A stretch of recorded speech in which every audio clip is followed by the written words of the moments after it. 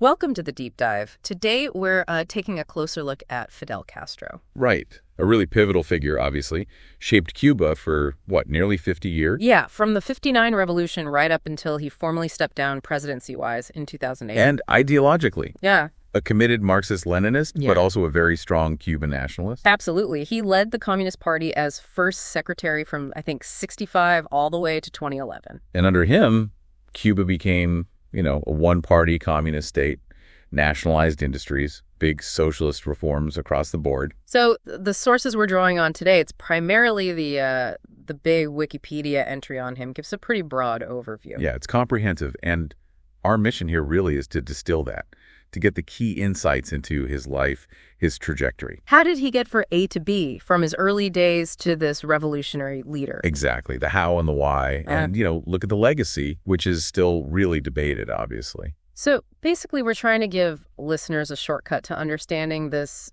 very complex historical figure. That's the plan. Let's dive in. Okay, let's start at the beginning then. Fidel Alejandro Castro Rose, born August 13th, 1926, in Biran Oriente province. And his education early on was at a Jesuit-run school in Havana, El Colegio de Belén. Now, apparently he wasn't like a superstar academic. No, not academically exceptional is how it's often put. But he was interested in things like history, geography, debate, sports too. Then he goes off to study law at the University of Havana. And it's interesting, he actually said he was politically illiterate when he first got there. Which is fascinating, right? Because that university period seems absolutely crucial for his political awakening. Yeah, he got really involved in student activism. And also this phenomenon called gangsterismo. Ah, right. The politically connected student gangs, sometimes violent. Exactly. A big part of university life then. And it seems like this period is where his anti-imperialist views really started to form. Opposing U.S. intervention in the Caribbean, that sort of thing. He even ran for president of the Student Federation, didn't he? Unsuccessfully. Yeah, on a platform of honesty, decency, and justice, apparently. Didn't win, but it shows his early ambition. And he wasn't just focused on student stuff. He was pretty critical of the government at the time, President Ramon Grau. Pointing out corruption, violence, standard criticisms, maybe, but he was vocal. Gave a public speech in '46 that actually got him on the front pages. Already showing that knack for getting attention, articulating dissent. Definitely. And you have to remember the context, right? Cuba was pretty unstable, lots of dissatisfaction.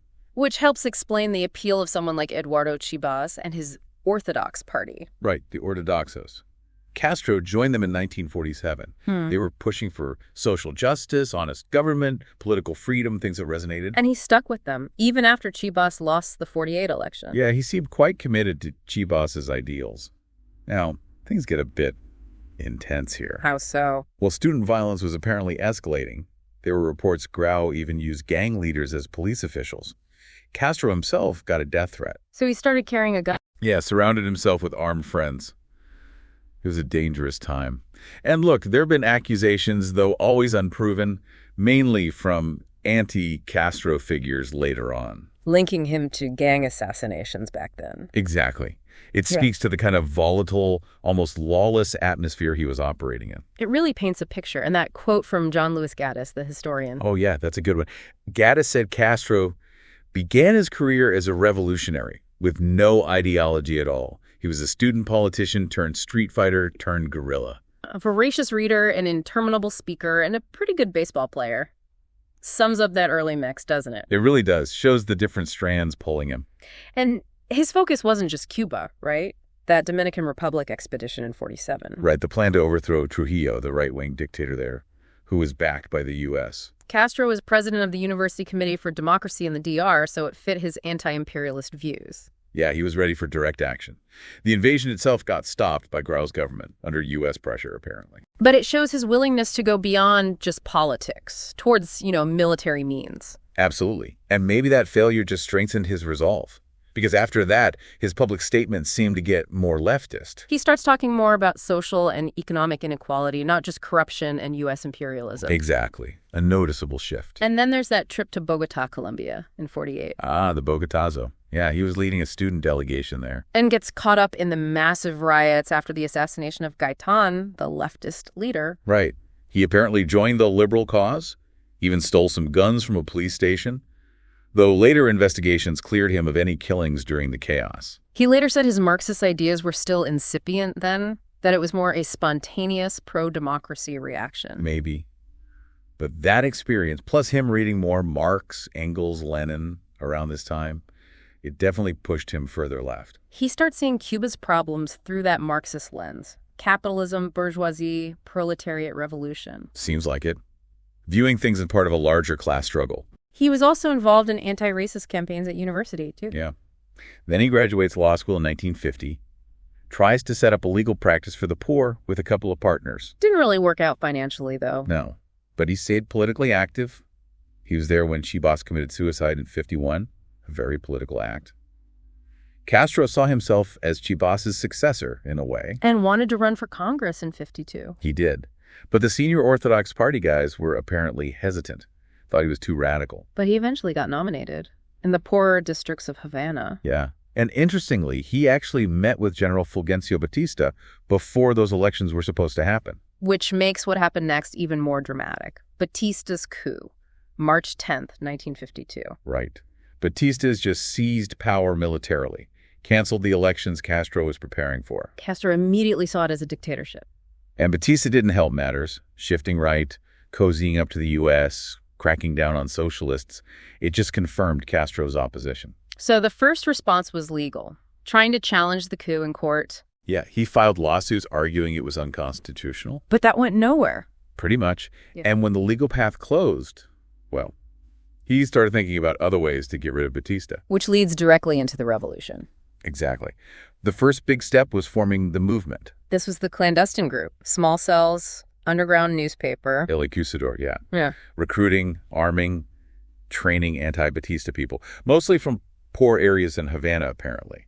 Grew to maybe 1,200 members in about a year. But he didn't initially ally with the established Communist Party, the PST. No, he seemed wary of that.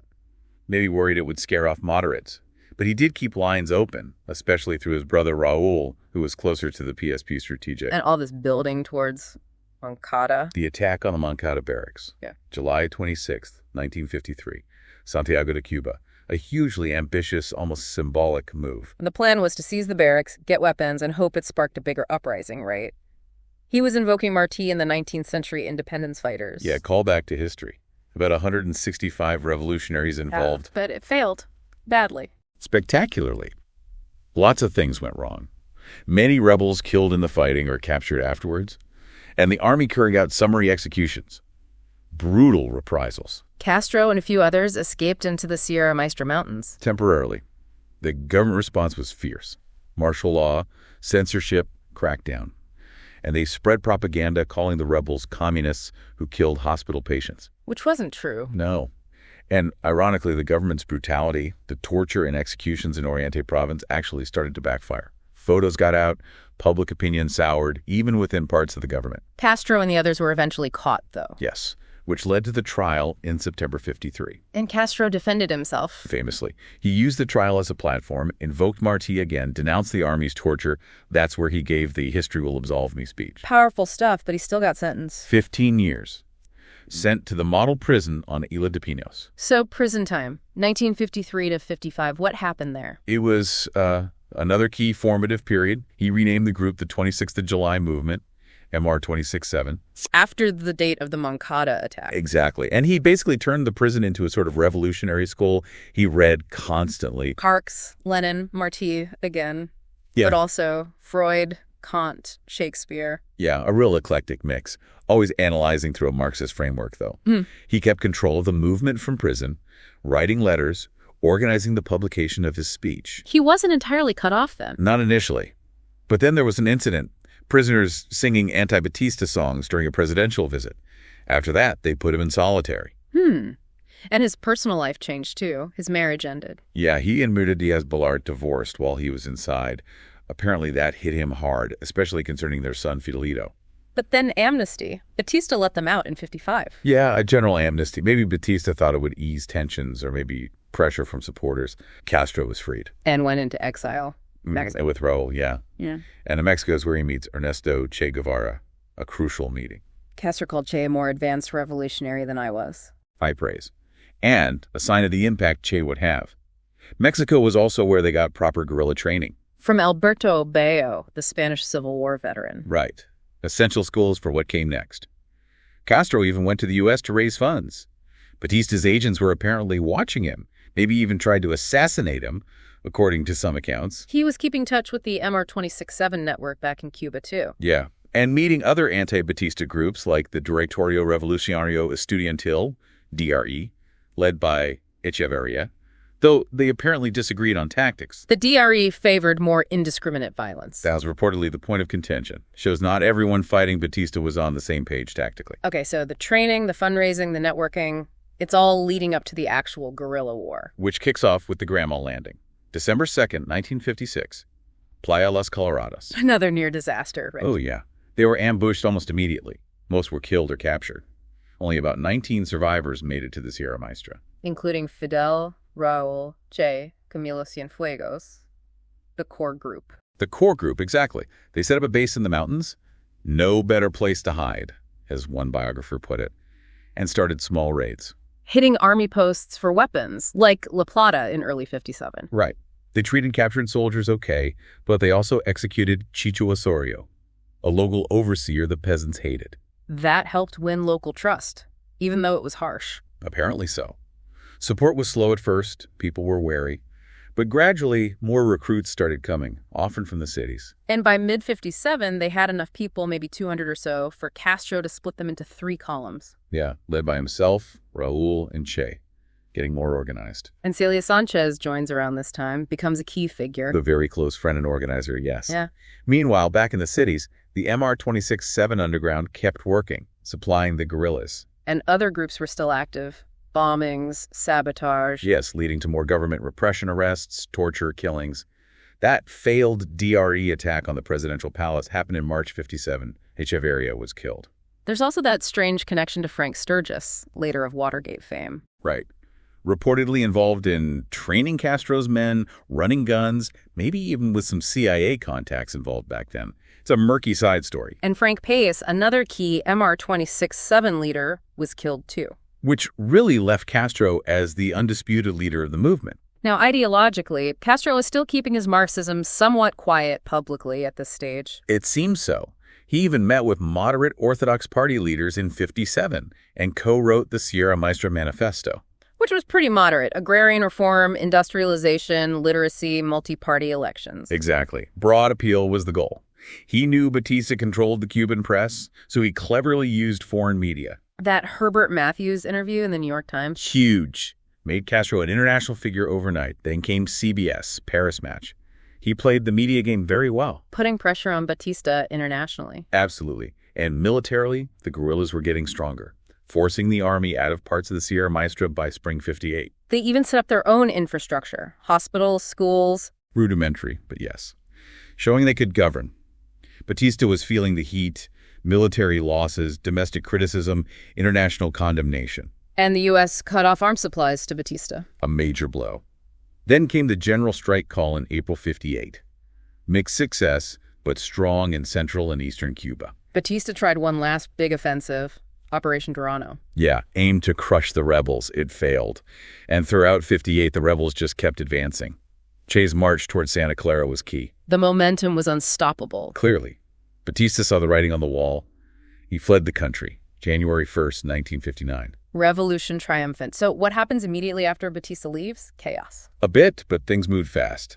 Manuel Urrutia, a moderate lawyer who'd opposed Batista, was named provisional president. Though Castro claimed it was by popular election, which wasn't quite true. No. Most of Urrutia's cabinet were MR-267 guys. Castro himself rolls into Havana, declares himself commander-in-chief, sets up shop in the Havana Hilton. He's clearly pulling the strings. The new government starts ruling by decree. Right away.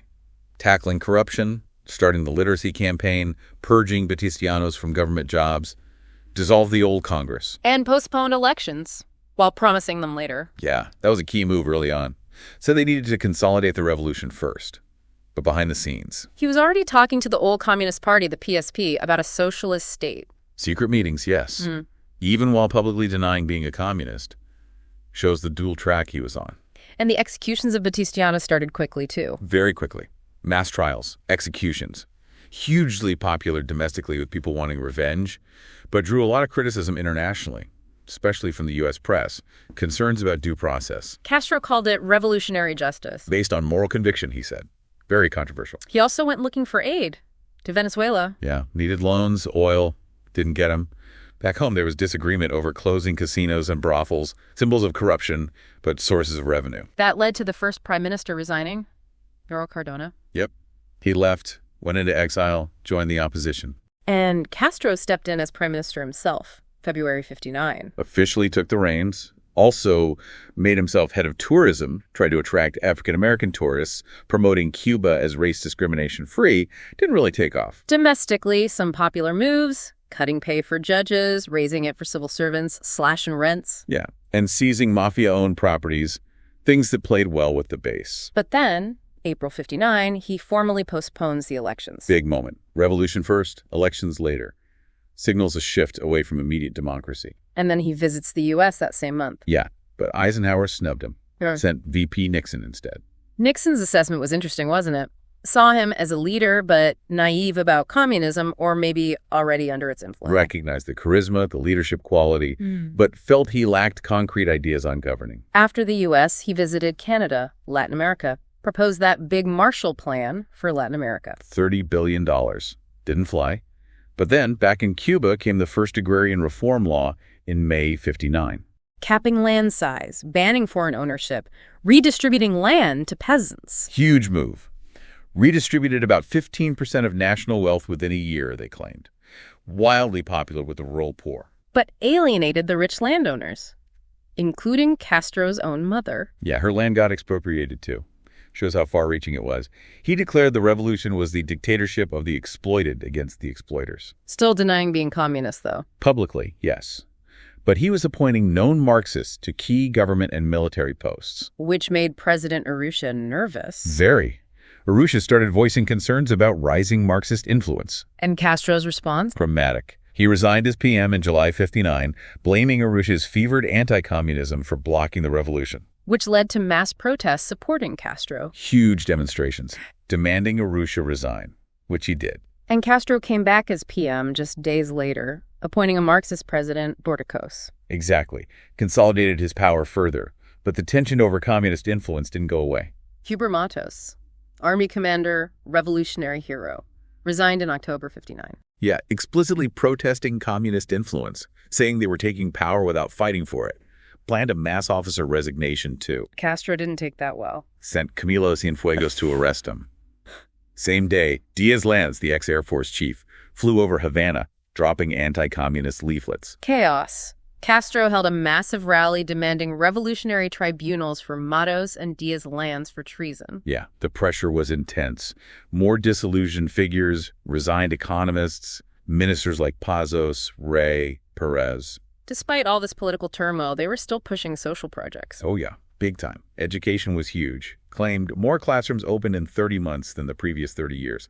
Work-study programs. Healthcare nationalized, expanded rural clinics, vaccinations, lower infant mortality. Significant improvements there by most accounts. Plus roads, water, sanitation projects, housing, nurseries, care for disabled and elderly. So prioritizing social welfare, maybe even over standard economic development at that point. That seems to have been the focus, yes. Yeah. Building popular support through tangible benefits.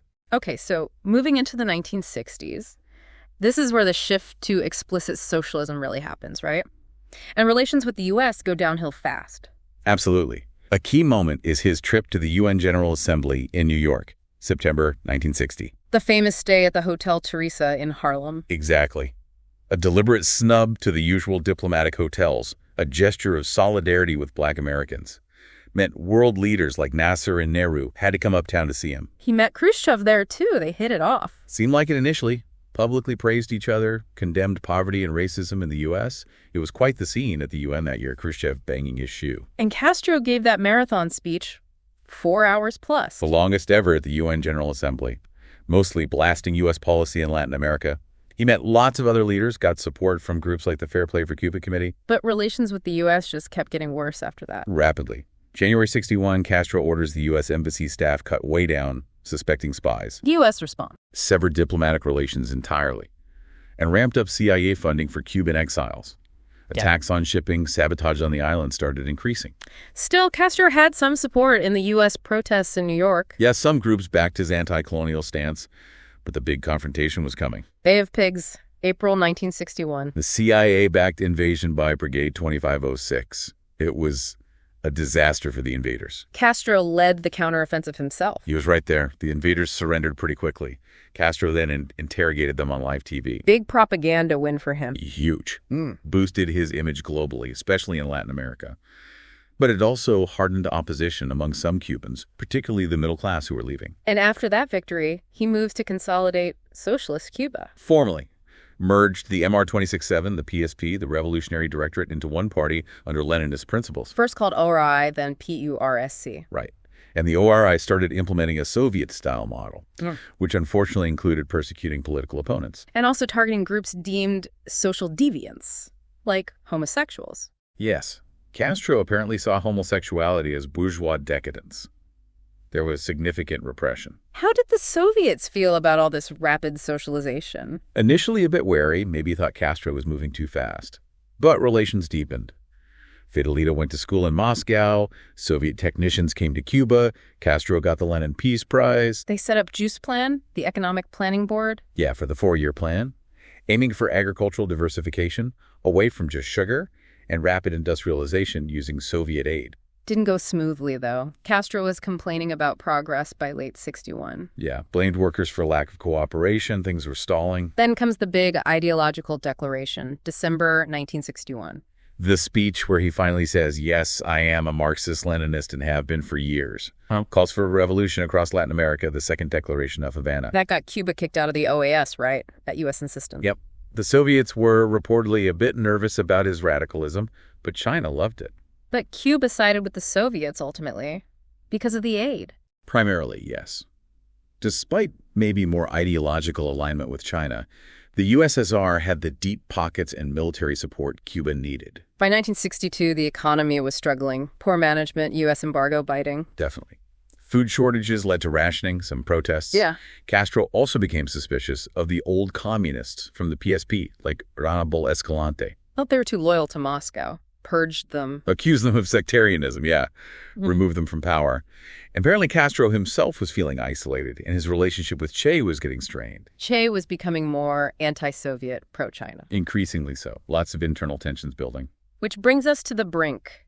The Cuban Missile Crisis, October 1962. The moment the world held its breath, Khrushchev decided to put Soviet nuclear missiles in Cuba. At Castro's request. Or agreement. Castro agreed, somewhat reluctantly perhaps, seeing it as a deterrent against U.S. invasion and a boost for global socialism. Very few people in Cuba knew the full extent. Until U.S. spy planes spotted them. Then all hell broke loose. Kennedy imposed the naval quarantine blockade, essentially. The U.S. called them offensive missiles. Castro insisted they were defensive. And during the standoff, Castro urged Khrushchev to launch a nuclear strike if the U.S. invaded. That's the chilling report.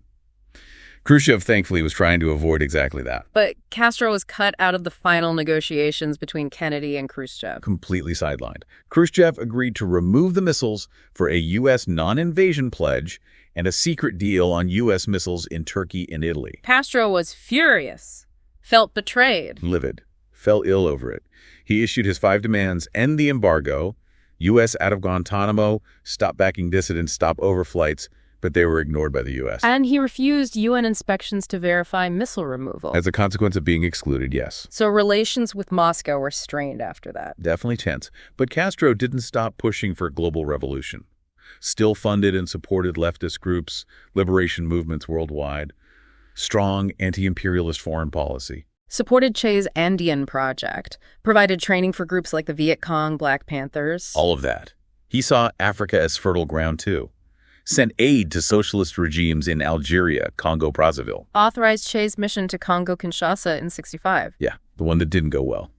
Castro was apparently devastated by Che's death in Bolivia in '67.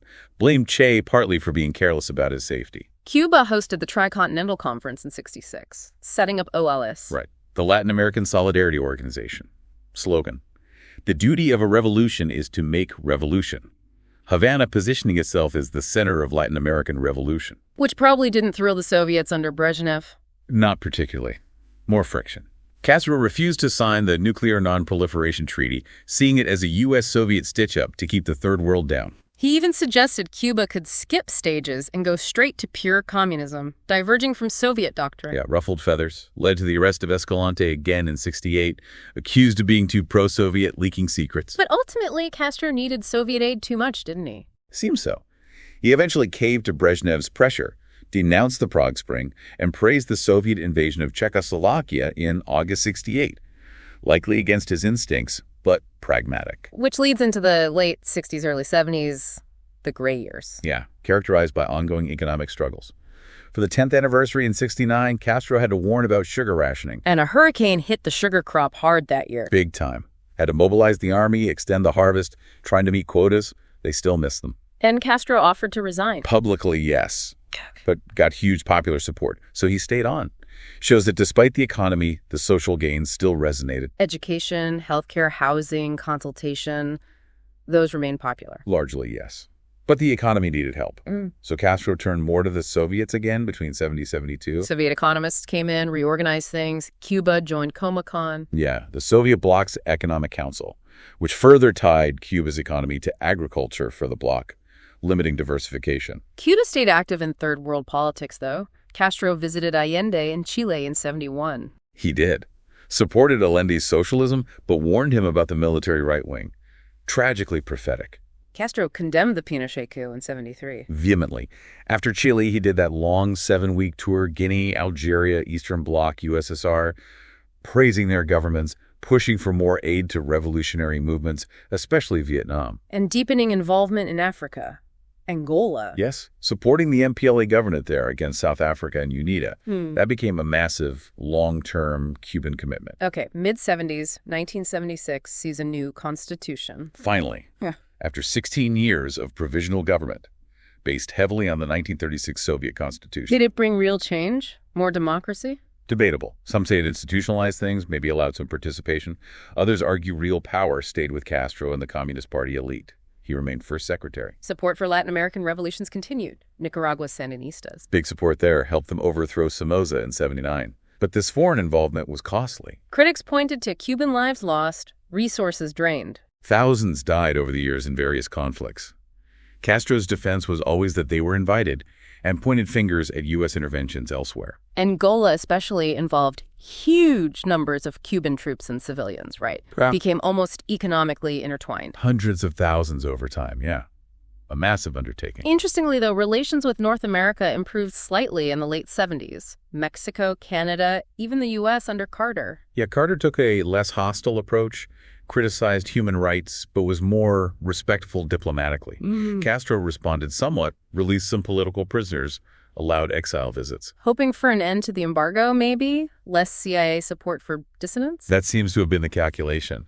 But relations with China went south. Castro criticized Deng Xiaoping for opening up to the U.S., attacking Vietnam. Yeah, saw it as betraying revolutionary principles. 1979 was also big for Cuba on the world stage, hosting the Non-Aligned Movement Conference. Huge prestige. Castro became NA president until '82.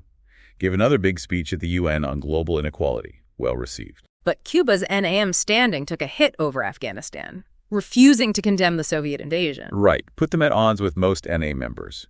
Showed where their ultimate loyalty lay. Okay, the '80s. Reagan administration. Tensions ramped back up. Big time. Reagan was openly hostile, wanted Castro gone. Castro accused the U.S. of biological warfare with that dengue fever outbreak. Cuba became even more dependent on Soviet aid. Hugely. Billions a year in subsidies, maybe a third or more of GDP by the late '80s. But it propped up the system without fostering real diversification. Still mostly sugar for the Soviet bloc. He supported Argentina in the Falklands War, though, despite hating the junta. Strange bedfellows, right? Reportedly offered some military help. Nationalism trumped ideology there, maybe. And Grenada supported Maurice Bishop's New Jewel movement. Sent aid, workers, doctors. But then Bishop was killed in that hardline Soviet-backed coup. Castro condemned the killing, but sort of stuck with the new guys initially. Well, the U.S. invaded. Right. Cuban workers were told to fight. Some died. Castro was furious, compared the U.S. to Nazi Germany, feared a U.S. invasion of Nicaragua next, sent more advisors there, though the Soviets were less keen. Then Gorbachev comes along in the USSR. Glasnost, perestroika. Castro wasn't a fan. Deeply suspicious. feared it would weaken socialism, and crucially, cut Soviet support for Cuba, which is exactly what happened. Relations cooled significantly. Castro gave up cigars around then, 85. Claimed he did, for health reasons. Became a big voice against third world debt, too. Hosted conferences in Havana. But Angola remained a huge focus, late 80s. Definitely. Sent even more troops. Got personally involved directing the defense of Hridoy against South Africa. Tensions with his own generals there. Ochoa. Reportedly, yes. But the Cubans helped break the siege, seen as a big victory, helped lead to South African withdrawal. Still tense near the Namibia border, though. Gorbachev's visit in April 89 confirmed the end of subsidies. The writing was on the wall. Perestroika meant no more blank checks. A massive economic shock coming. And Castro cracked down internally. Purges. Ochoa executed. Yeah, the Ochoa and LaGuardia cases in 89. Executed for corruption, drug smuggling. Very controversial. Raised questions about political motives, too. Then Eastern Europe collapses. 89-91. Cuba gets really isolated. Dramatically. Yeah. Allies falling like dominoes. Briefly improved ties with Noriega and Panama before the U.S. invasion. Sandinistas lost power in Nicaragua in 90.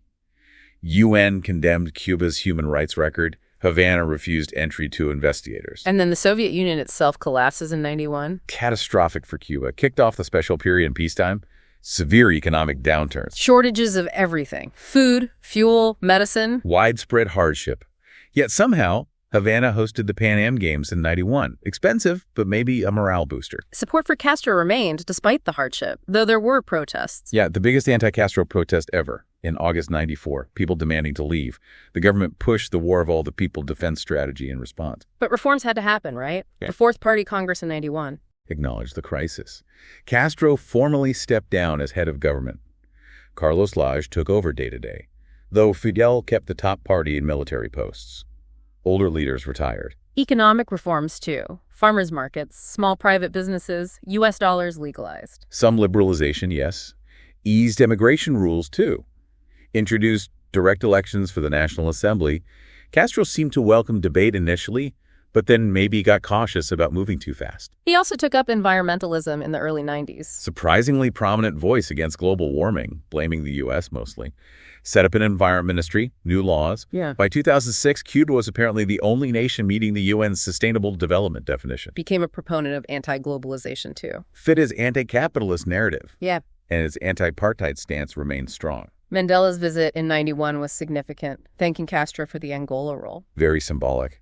Castro attended Mandela's inauguration in 94, hosted an anti-racism conference in 2001, consistent on that front. Okay, into the 2000s. Venezuela under Chavez becomes a lifeline. Huge.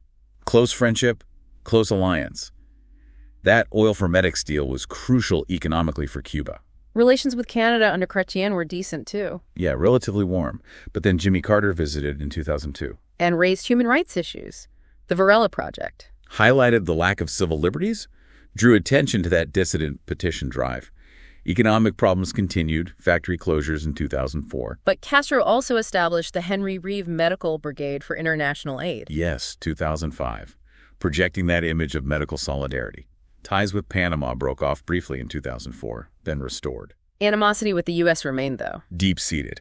Cuba bought some U.S. food once after a hurricane but refused aid. Castro offered solidarity after 9/11 but slammed the Iraq invasion in 2003. Then his health failed in 2006. Intestinal bleeding, surgery. Yeah, major health crisis. He temporarily handed presidential duties to Raul. His health improved somewhat, made some appearances, calls. Yes, but it was clear the end of his direct rule was near. Raul was formally elected president in 2008. And Fidel resigned from the party leadership in 2011. Raul took over as first secretary. That was the final handover. Fidel became the elder statesman, still writing, commenting on world events. Condemned the NATO intervention in Libya, met Pope Benedict in 2012. Yes. Reportedly had a behind-the-scenes role in Colombia's peace talks, urged restraint during the North Korea crisis in 2013. Got that Chinese Confucius Peace Prize in 2014, odd one. Bit controversial, yeah. He commented on the Cuban thaw with the U.S. in 2015, positive but still deeply mistrustful. Didn't meet Obama in 2016, but wrote him a letter. Correct. His last big public appearance was the party Congress in April 2016. Acknowledged his death was near, but urged them to keep the communist ideals. Met leaders from Iran, Japan in his final months. And then he died, November 25, 2016, age 90. state funeral in Santiago. The end of an incredibly long and impactful era. So the legacy, hugely polarizing, right? Hero or tyrant? That's the fundamental split.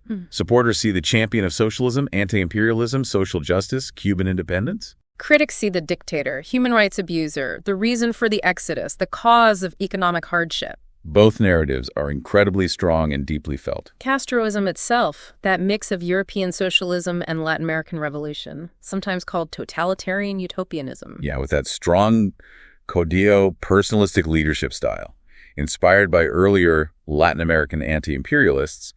Socially, he was quite conservative on things like drugs, gambling. Though he later regretted the repression of days. He did publicly state that, yes. Personality-wise, accounts like his bodyguard Sanchez's paint him as egocentric, charismatic, manipulative, intelligent, but also obsessive, intolerant of disagreement. Worked incredibly long hours, paternalistic towards Cubans, a masterful orator. Legendary speeches, often without notes. But apparently disliked the overt cult of personality. No big statues of himself, though his image was everywhere. The military fatigues for decades, then the tracksuits or suits later. The beard, the cigars. Iconic image. Cohiba cigars were made for him initially. He claimed he quit in '85. Sanchez disputed that. His personal life was famously complex and secretive, too. Multiple relationships, many children. Very much so. His marriage to Mirta Diaz-Balart, son Fidelito. The affair with Nati Revolta, daughter Alina, who became a critic. His long marriage to Dalia Soto del Valle, 5 sons with her. Other children acknowledged later. It's hard to overstate his dominance over Cuba for so long. Absolutely. He aimed to remake the national character, raise living standards, though often limited by economic reality. But Cuba, under him, definitely punched above its weight on the world stage. Using nationalism, anti-U.S. sentiment effectively. Very effectively. His popularity, especially in the developing world, stemmed from that image of defiance, the promise of liberation and social justice. But always balanced against the criticism from the West, from human rights groups, the lack of freedoms. Constant criticism. Yeah. Which Castro always defended by prioritizing social and economic rights over individual political ones, as he saw them. So ultimately, one of the most significant controversial figures of the 20th century. Unquestionably. Seen as a world hero by many for standing up to imperialism, inspired figures like Ben Bella, Mandela, remembered as a revolutionary who, for better or worse, stuck to his principles. Fidel Castro's life, then, was this incredible dramatic arc. Reshaped Cuba, left a massive mark on the world, from student activist to revolutionary leader for decades. And that unwavering commitment to his ideals, however you judge those ideals, is undeniable. It's what got him power and kept him there. The complexities are just fascinating, aren't they? The mix of nationalism and Marxism, the shifting alliances, the social gains versus the political repression. It's a rich, complex story, a real case study in 20th century history that still sparks so much debate. So wrapping up this deep dive, what's the main takeaway for people? What aspect makes you want to dig deeper? Maybe just contemplating the sheer impact one individual, driven by such a strong, unwavering vision, can have, for good and for ill.